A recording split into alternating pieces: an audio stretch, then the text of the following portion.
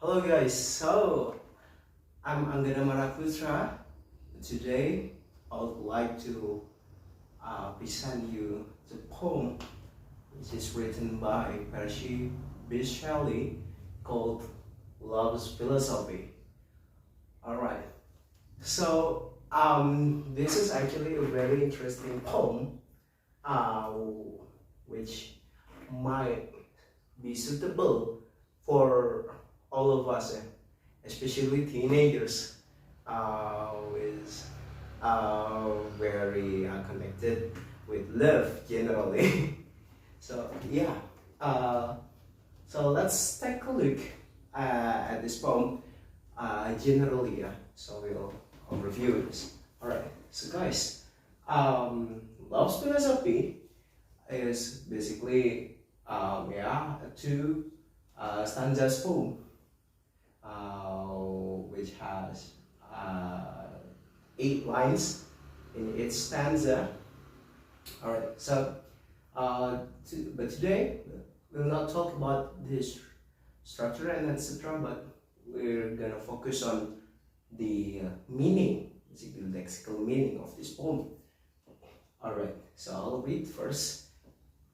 The mountains mingle with the river, and the rivers with the ocean. The winds of heaven mix forever with a sweet emotion. Nothing in the world is single, all things by law divine, in one spirit, meet and mingle. Why not I with thine?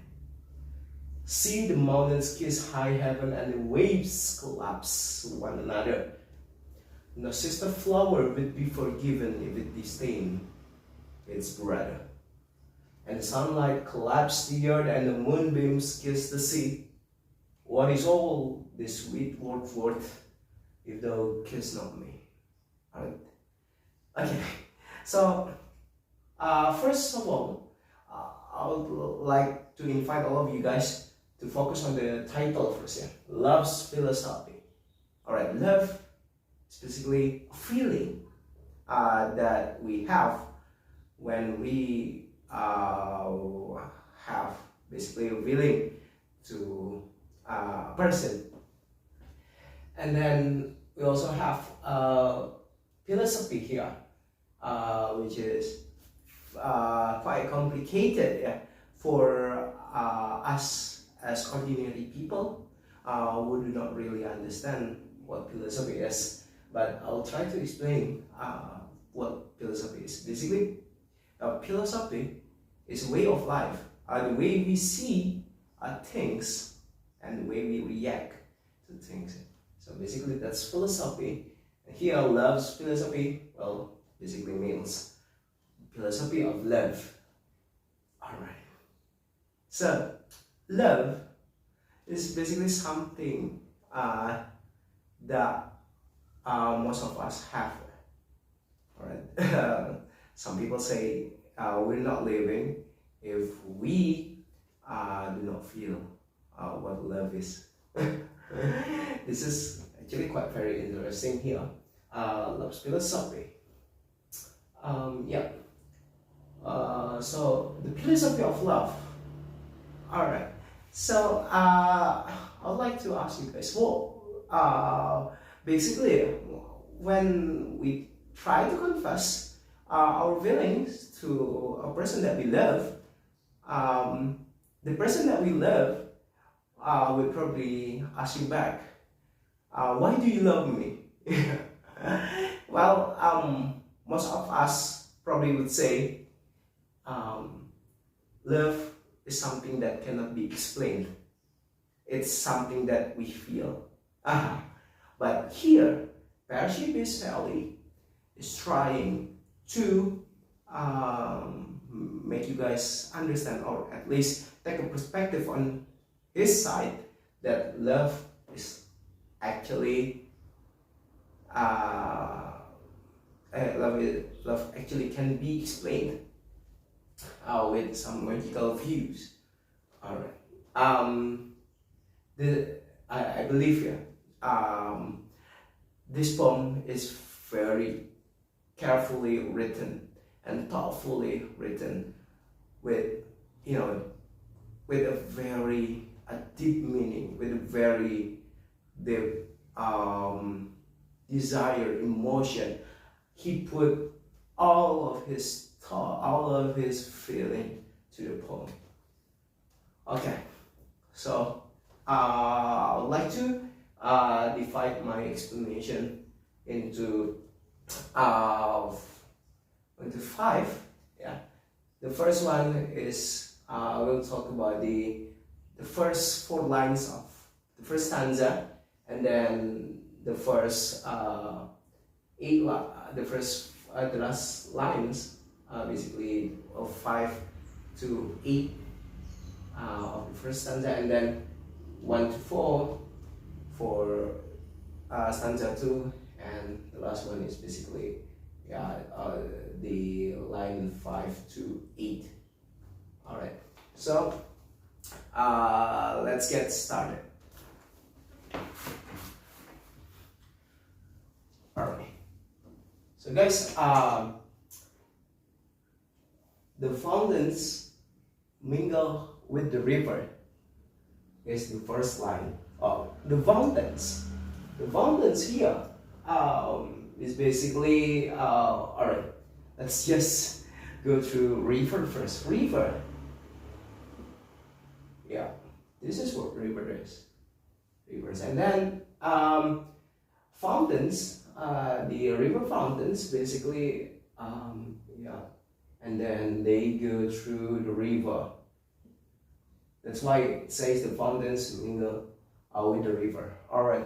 So here, Percy Shelley is trying to picture the feeling that he has into natural things, such as the fountains and the rivers, but we'll see other natural things. Yeah. So the fountains mingle with the river. All right. So mingle is basically something that humans can do, right? Well, other unliving things cannot do, but Percy Shelley uses this. So he basically uses personification as part of his poem. All right, mingle with the river. All right, so when we try, the word mingle here is basically get together, or have a chit chat, something like that. That's called mingle. So as example, like the fountains is basically person A who is in love with the river, right? And then they mingle. Basically, they love to talk to each other. That's what called mingle here. And then they also say the second line, and the rivers with the ocean. All right. So, and then we move on to river here. They go to ocean. Yeah, basically that's the bigger form of river, ocean. Now, like, so in the first 2 lines here, Percy Shelley is trying to, connect with the readers that all things have their own partner. Yeah, each of them has their own partner. So basically, that's quite interesting to picture a feeling. I really love this poem. So let's go back. Let's go to the third line. The winds of heaven. The winds of heaven. All right, the winds. When we talk about winds, winds is something that we can feel, right?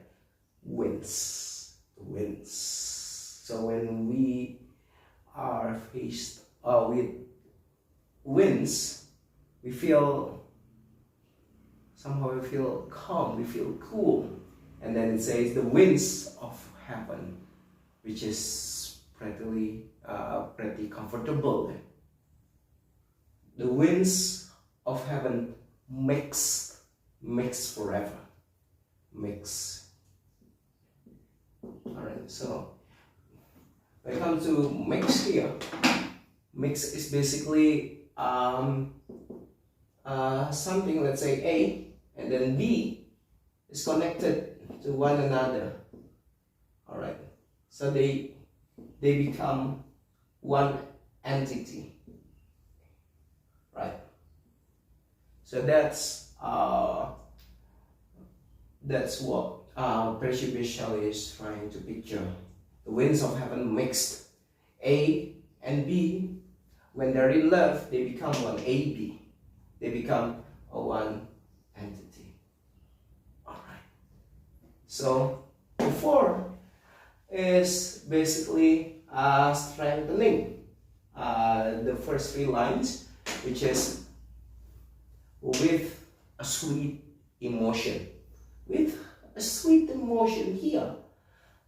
Wow. So when we fall in love, we feel amazing, we feel comfortable, we feel like, okay, all right, this is such an amazing feeling that that we cannot get from any others. That's what love is. Sweet emotion. Sweet emotion. Sweet emotion. This is basically when people are in love. Okay. So moving on to to conclude here, the first four lines of the first stanza is basically trying to connect the readers of the poem to what Percy Shelley feels when he's in love. So it's like, okay, things have their own partner. Okay, that is something that we need to focus on. Okay, all right.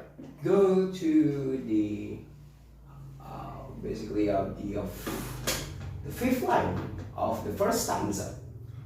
Nothing in the word is single. All right, nothing in the word is single. All right, this is a very bold statement that actually I don't need to explain a lot, because this one is using a very technical thing. Right? Nothing in the word is single. Right? Everything has their own partner. Let's say the fountains with the river, the rivers with the ocean, the winds of heaven mixed. They get together and become one with a sweet emotion. And then that's why he says nothing in the word is single. Nobody's single. Everyone has their own partner. And then the sixth line here is all things by law divine. Yeah, all things. Everything is destined. Yeah. By God, or let's say this is the law. This is the destiny. The fountain's partner is river, the river's partner is ocean. Basically everything is destiny. So that's something that we need to understand. And then that's why here in one spirit. So A and B is actually two different persons, but when they're in love, they become one soul. They become one soul, become one spirit. Alright. So this is what they call one spirit, and then they meet. Yeah, they both meet and mingle. Right. So they greet each other, they start talking to one another, and then they become one. And then the first stanza ends with a rhetorical question, which is, why not I with thy? Alright. Why? Why is a question that seeks for reasons. So Perseus Shelley is trying to find the reasons. Why not thine with thine? Thine here means you. Okay, alright. Why aren't I with you? Alright, because everything has their own partner. But why aren't I with you? This is something that saddens me. Because, this is this one is actually very simple but strong. Rhetorical question is found very rare in poems, but here this is amazing, and I couldn't say anymore. But my love to this beautifully well written poem by Perseus Shelley. Okay, so basically we have covered the first stanza, and then we go to the second stanza here. Alright, see the mountains kiss high heaven. Alright, see, alright, so see here is an imperative statement to connect with the reader once again. Alright, see.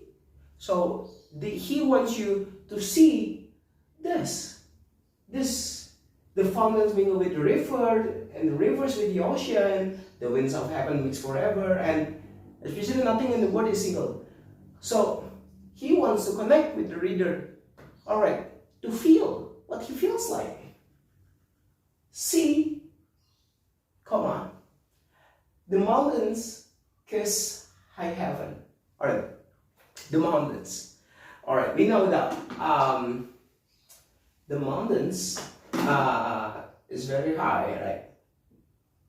Alright, the mountain is very high with forests basically all around her, and then this one is basically the sky, alright, the cloud, something like that. Kiss high heaven, alright. Kiss high heaven because it's very close to the sky. See the mountains kiss heaven, alright. Okay, this is the another personification that Perseus Shelley wants us to picture. Okay, and moving on to the waves collapse one another. The waves, alright.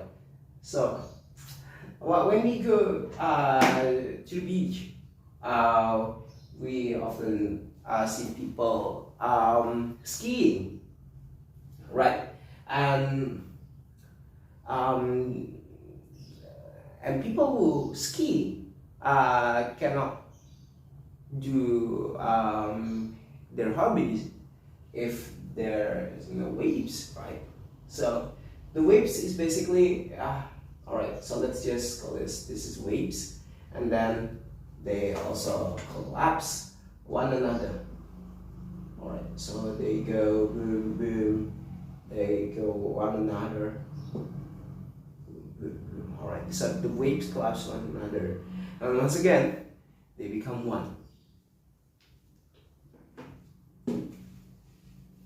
Alright. We clasp one another, and then here he goes to flowers here. No sister flower would be forgiven. No sister flower. All right. So flower. So we know that flowers have two genders. Huh? All right. Female and male. So, but here he pictures flowers as siblings. So they have a sister and brother, basically. Right? So, no sister flower would be forgiven. So if it disdained its brother, alright. If it disdained its brother, alright. So basically this the third and fourth line are saying that sister flower and brother flower are meant together. Yeah. Are meant together, and yeah, if brother leaves sister flowers, he is not forgiven. He will not be forgiven. And in contrast to that, and going back on the other hand, yeah, sister of flower leaves the brother, while the brother will not be forgiven. The sister flower will not be forgiven. Alright, so that's the end of the first 4 lines of the second stanza. Moving on to the last lines of the second stanza. And the sunlight. Alright, the sunlight. So let's picture the sunlight here. Alright, the sunlight, the sun, like collapse the earth. Alright, collapse the earth. Okay, the sunlight collapse the earth during the sun. And then on the other hand, at night, moonbeams. Alright, so and let's go back to the beach. When we see beach right here, let's say, and then this is water. I can say the light of the moon shines the sea. So that's why I would say the moonbeams kiss the sea. Alright. And then at the 7th line of the second stanza, he's trying to connect once again with the reader. What is all this sweet work worth? What's the use of these beautiful things? They are connected to one another. They have their own partners. What is the use of this? If thou kiss not me. Alright, thou. Once again, this one is very common word I use, and it's a long time ago. Yeah, it's thou. Basically the same as you. Okay, if thou kiss not me. Alright, so what's the difference between thou and thine? Because all of them means you. So when thou here is functioning as subject, and then for thine as an object. Alright. So that's the pronouns here. Alright. So yeah, if thou kiss not me. So that's the end of the second stanza. Alright, but I'm not done yet.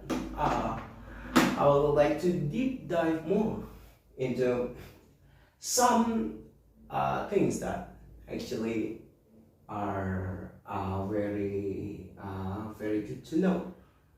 Or maybe that it is like another meaning to this beautiful poem. Alright, so this stanza, each stanza ends with a rhetorical question. Why not I with thine? And then the second one is, if thou kiss not me. Yeah. I think as a reader, I feel connected already to the poem because he is basically trying to have conversation with the readers. So we as readers, basically feel what he feels. Alright, so Parashib Shelley at the time was in love with a woman that we don't know because it's a very personal poem. And the way he delivers the message of this poem is quite unique, I could say. He uses natural things such as the fountains, and then we also have river, we have winds, and then we also have mountains, and then high heaven in the sky, the waves. We also have flower, which is pictured as sister and brother, like siblings. And then we also have sunlight and moonbeams. Alright. Okay. This is I think it's a very unique way to deliver this kind of message. Personification is also used, but what I find very interesting is, alright, so when we are in love, we want to connect with the person that we love emotionally, right? So this is the first stanza with the sweet emotion. Alright, the fountains connected with the rivers connected with the ocean. Yeah, I forgot to mention the ocean. And yeah, they're connected to one another. Yeah, and I could say they are connected with the sweet emotion, though, so they feel love is not something that is hard. It's something that we feel with no struggles, like it's sweet emotion. And yeah, basically, so he wants his lover to see this, this message. Because they become one spirit. And then moving on to the mountains, kiss high heaven. Alright, so kiss is basically a physical thing. So he's trying to picture the mountains probably with Persephone and high heaven is the lover. But I'm not quite sure if but yeah, that's the way he pictures this novel. And I believe this is the end of my analysis. In conclusion, this is a very good thing to know. And love philosophy, yeah, a good way to deliver the message. And the language is not that hard. We as ordinary people can feel what it feels. Alright, so that's all from me. Thank you very much for listening, and see you in another occasion.